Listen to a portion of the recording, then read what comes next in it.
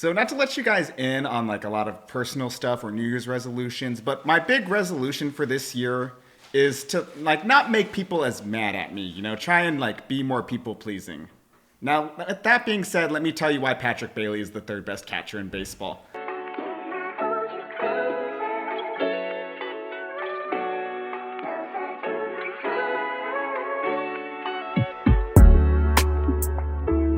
Welcome to The Dugout. I'm your host, Joseph Silva, and on today's episode, we begin a 5-week series here on the show where we are ranking the top 50 players in baseball. We're doing 50 to 41 today, and it's quite simple. If you're making a top 50 list at the end of the 2025 season, what is that looking like? That's the criteria for the list on this one. But before we get started, if you're enjoying the content, go ahead and leave a like. Subscribe to the Run the Play Network. NFL playoffs start in less than a week, and I, for one, would not want to miss the coverage done by the boys on the hot seat.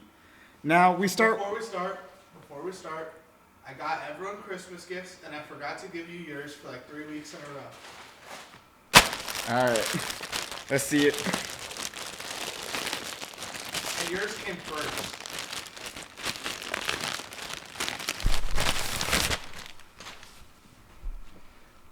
Jeff Kent, Survivor legend himself. I'm gonna be honest, I thought it was Matt Kemp.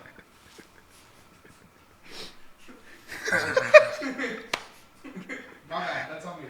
Let's go to the top 50. All right, let's go to the top 50. And we start with the aforementioned Patrick Bailey as number 50. In 2024, he hit .234 with 8 home runs, drove in 46 runs, .298 on base percentage, .339 slugging, good for a 637 OPS, 81 WRC plus, 22 run value as a catcher, by far the best defensive catcher in baseball. So why am I so high on Patrick Bailey? Why do I think he is going to be the third best catcher in baseball? It mainly starts with the defense, 16 framing runs, 1.85 pop time, leading to an above average caught stealing rate. Is a little bit subpar for blocking, but you can't do it all. And if that's something he's going to work on in the offseason, that just means he's going to be even better. So the upside really comes from the offensive profile. Is if he's an average offensive player, which I think he's going to be an average player this year offensively, I think that means you're going to be number 50 on this list. And there are signs showing that he's starting to get there. The walk rate went from 8.7% to 5.9% from 2023 to 2024. Strikeout rate fell over the same time period. Contact rate went up over the same time period.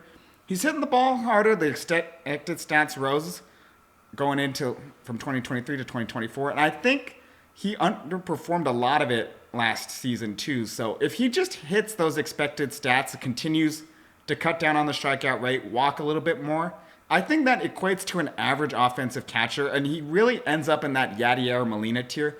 Obviously, he's not as good defensively as Yadier Molina. I don't think any catcher ever will reach that tier again, but I think it's going to be enough to put him squarely as number 50 and the third best catcher in baseball. Now at number 49, my hero, my little Pookie, Yoshinobu Yamamoto. In 2024, he went 7-2 with a 3.0 ERA, good for a 1.29 ERA plus, 1.11 WHIP, 105 strikeouts, good for a 10.5 strikeouts per nine, 2.2 walks per nine, zero point 0.7 home runs per nine, good for a 2.61 FIP. And I think this is the year we're going to finally see Yamamoto adjust to the MLB landscape, which is kind of scary because he was so damn good last year. I know everyone says take away the San Diego start in Korea, take away the San Diego start in Game 1 of the Division Series and look at those numbers. And I get it's a little reductive.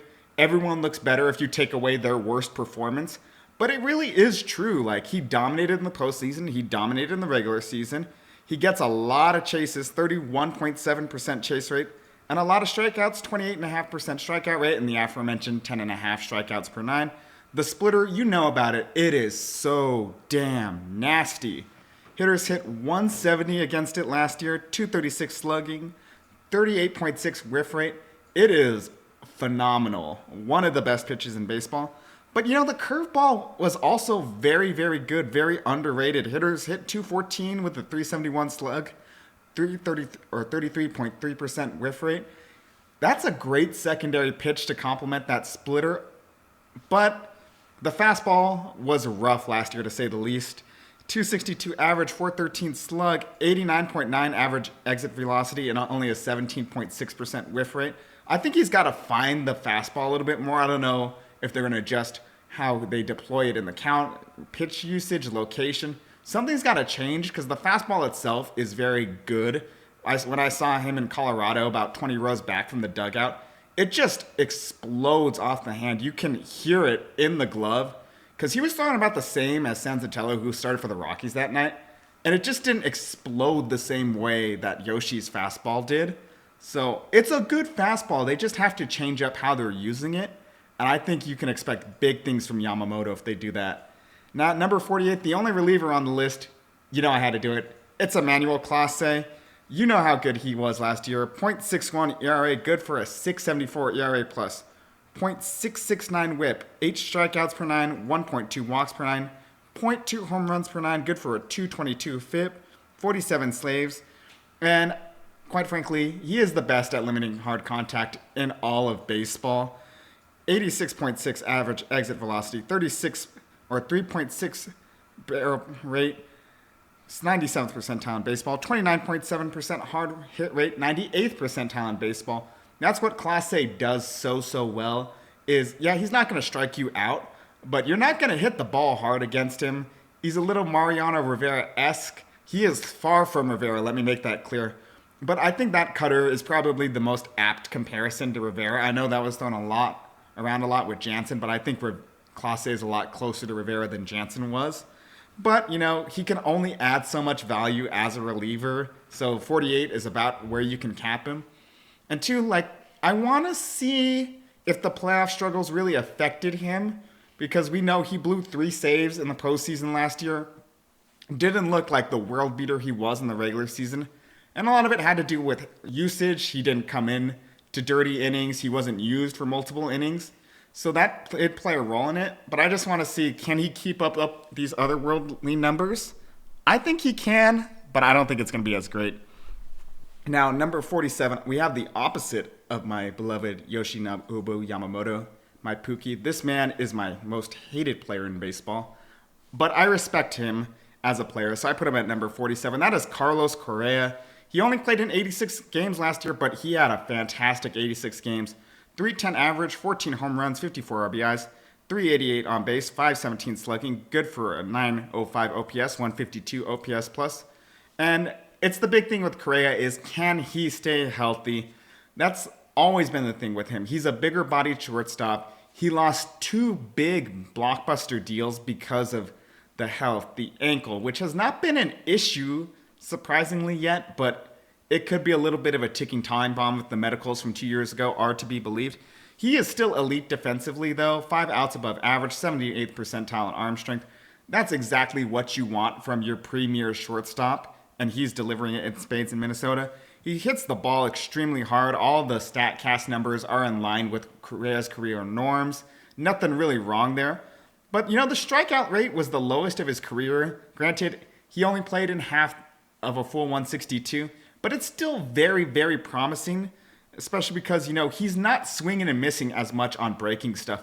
It's really, I'm trusting the guy to stay healthy here, because when healthy, he is one of the 50 best players in baseball. The only argument you can make against him is health, and I don't want to hold that against guys too much because injuries are so hard to predict. So I'm going to put him at 47. Now we got a little bit of a shocker here at 46.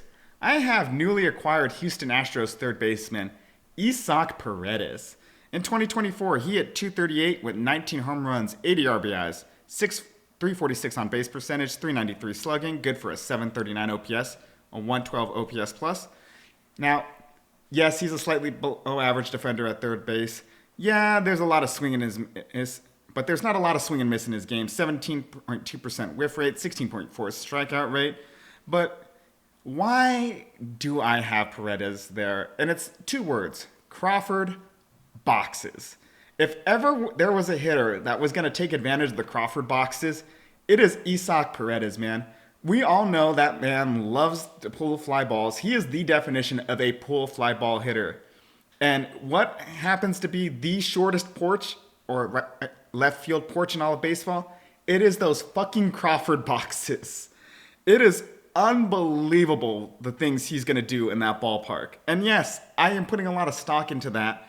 But if you were just to look at it, if you were to take all the batted balls and put it in New Daikin Park, which it's going to be very hard to get used to saying that, but he'd have 26 expected home runs there. He's got a lot more lineup protection in Houston than he did in Tampa Bay and in Chicago. And I think they're just going to tell him, just go fucking nuts, man. Just pull that ball into those boxes. I think he could hit 40 home runs this year, no exaggeration, if he just focuses on pulling that ball a lot more. Isaac Paredes is going to be a very good player. Do not be surprised if he's near the top of the AL home run leaderboard. Now, I want to tell you about number 45, but more importantly, I want to tell you about our sponsor, Boom Fantasy, right after this. Man, okay, LeBron hit my parlay. Let's get it. Oh shit, he hit it? Yeah, bro. Look at this. I won $200. I told you parlay. How the heck did you win $200? I used Boom Fantasy. I used their pick and spin, spun the wheel, got 10 times my money. Bro, you gotta hook me up. If you use code RTP, you could get a risk-free bet up to $100. Let's get back to the video. Now, at number 45, we have Detroit Tigers outfielder Riley Green. He came on the scene in a big, big way. In his All-Star campaign last year, he hit .262 with 24 home runs, 74 RBIs, a .348 on-base percentage, .479 slugging, .827 OPS. Good for a .113 OPS plus. And, he's kind of like what I like from hitters. He hits the ball hard. He has a patient approach at the plate. He's about average defensively, but he really is the heart and soul of that Tigers lineup. He and Kerry Carpenter were the really only two good hitters they had, and they were the two main points of emphasis for a lot of those playoff teams. But Green produced. He's just so good. He's young, and he's got so much to improve on going forward. Yes, there was a lot of swing and miss in his game, which is the main reason why I'm kind of holding steady at 45 right now. But if he cuts down on that, I think he is going to be a fantastic player for Detroit. Expect him to be potentially higher if he can cut down on the strikeout stuff. But, I have another outfielder in the AL Central here at number 44. That is Cleveland Guardians outfielder Steven Kwan. In 2024, he hit .292 with 14 home runs, 44 RBIs, .368 on base, .425 slugging, good for a .793 OPS, .126 OPS plus. And quite frankly, you can make an argument between him or Luis Arias as the best contact hitter in baseball because 94% zone contact percentage, 77% chase contact percentage. Yeah, he doesn't have a lot of power. This was his best power season, but he really takes advantage of his scrawny frame as he's at 100th percentile and barreled up, which is basically how hard did it go? Is it the max effort you could put into that swing? And he really did that a lot. So I think the power numbers are going to stay about the same. I wish he was a little bit more patient like he was in 2023, but you'll take a little bit more power as opposed to patience with someone with that kind of small frame. And on top of that, an elite defender in left field, 4 outs above average, 4 run value with his arm. He's got a cannon. He's got range. He is just what the Guardians need from their leadoff hitter, just someone to get on, set the table in front of Jose Ramirez, who's going to do a lot of the heavy lifting in that lineup. But that doesn't discount what Kwan does because he's just so good, man. Now, for the second pitcher on the list here, I have a little bit of a surprise because I've been very high on this guy since the 21 season. That's Logan Webb. In 2024, it was a bit of a step back from him. He threw 204 and 2/3 innings with a 3.47 ERA, good for a 1.11 ERA plus, 1.23 WHIP, 172 strikeouts for a 7.6 strikeouts per 9, 2.2 walks per 9, half a home run per 9, and a 2.9 high FIP. And the FIP does suggest he's been unlucky. He is a ground ball pitcher. After all, that's where he makes his bread and butter. And Tyler Fitzgerald, if I'm being generous, was a below average shortstop defensively. And with the addition of Adames and Chapman, I think that whole left side of the infield is going to be locked down heavier than Fort Knox. So I think defensively alone, that's going to help his ERA out tremendously. But there is a concern, in his bread and butter hitch for the longest time has been the changeup. 28 run value in 2023 when he finished a runner-up for the Cy Young.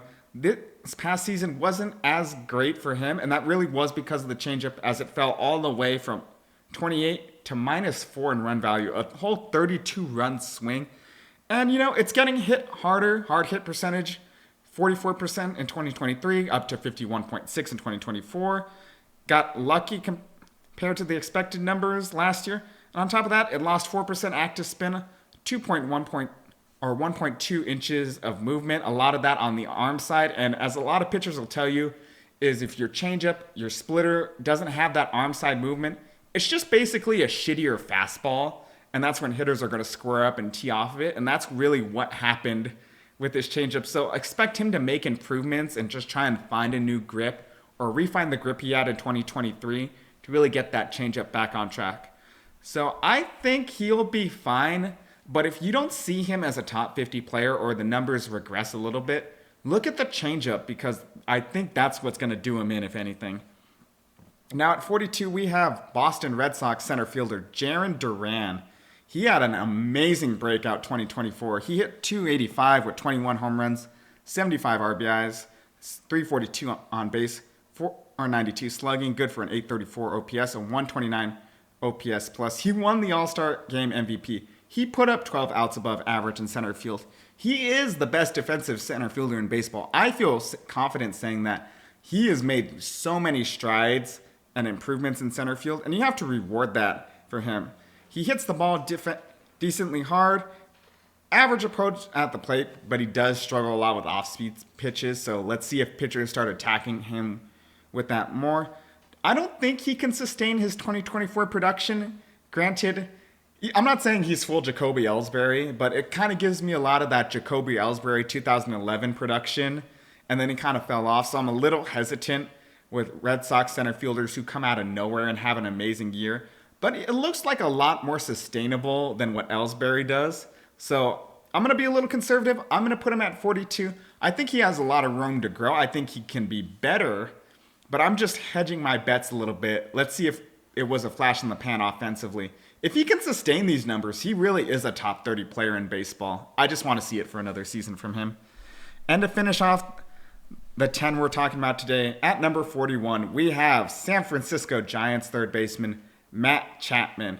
He really returned to form. He loves playing in the Bay Area because this is his best season since he was with Oakland. He hit .247, 27 home runs, 78 RBIs with a .328 on base, .436 slugging, good for a .790 OPS, a .125 OPS plus, 11 outs above average at third baseman. Look, we know he's a former Platinum Glove winner at third base. He is so good defensively at third base. And he really had a lot of opportunities last year as the Giants pitching staff got more ground balls than anybody else in baseball. They knew what they had with Chapman at third base, and he delivered and then some. And quite frankly, he was hitting the ball so hard last year. And the numbers, they don't really show it because he plays in Oracle Park where home runs, fly balls, anything in the air goes to die. But, to put up these numbers, it's still a great season for him overall. And surprisingly, he's a good base runner too. You don't think it by looking at him, but he really is fast, adds a lot of value with his legs. I think he can sustain this a lot going forward. It's a pitching staff made for his defensive strengths. I think he's going to get used to hitting an Oracle another year there. I think Matt Chapman is really going to live up to that potential we were talking about in 2018, 2019, because he's so good, especially when he plays in the Bay Area. But let me know in the comments down below, which of these 10 do you disagree with the most? I know it's Patrick Bailey, but just tell me somebody else, please. Let me know in the comments down below. As always, if you enjoyed the content, go ahead and leave a like, subscribe to the Run the Play Network, and don't forget on the way out, play ball.